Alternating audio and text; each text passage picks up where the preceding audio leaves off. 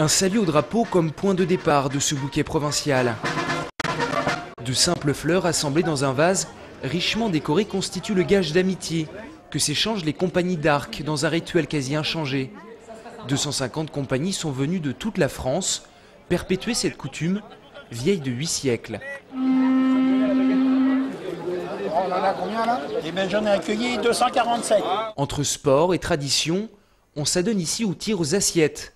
Passage obligatoire pour les 2000 archers présents ce dimanche. 5 flèches chacun, 15 flèches au total.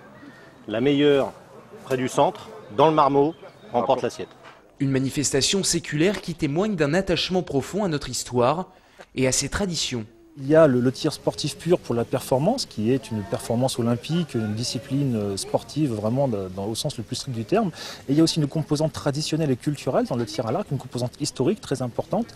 Et beaucoup de gens sont attachés autant au côté sportif qu'au côté culturel traditionnel. Et ces rituels sont la condition sine qua non pour participer au championnat de France de tir beurceau, une compétition de 4 mois. Pour ces archers, les choses sérieuses commencent. La meilleure flèche sera récompensée par le vase de Sèvres.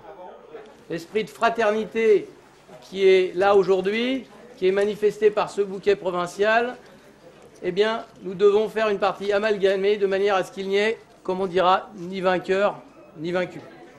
Voilà. On va trier les flèches, les équipes seront simplement tirées au sort. 75 ans se sont écoulés depuis le premier bouquet d'Hermont, en 1935, et seulement 5 ans depuis celui de Pontoise. Une rencontre annuelle qui se transmet de génération en génération, essentielle pour beaucoup à la vie du tir à l'arc traditionnel. Pour les compagnies d'arc, c'est fondamental. La fraternité qu'on a entre toutes les compagnies, c'est l'aspect fondamental de notre sport. Sans la tradition, notre sport ne vivrait peut-être pas aussi longtemps. Et on n'aurait que de la compétition, c'est-à-dire des gens qui ne recherchent qu'à faire du point. Nouveau challenge pour ces archers, faire reconnaître le bouquet provincial comme patrimoine mondial matériel de l'humanité. Une étude est en cours auprès de l'UNESCO.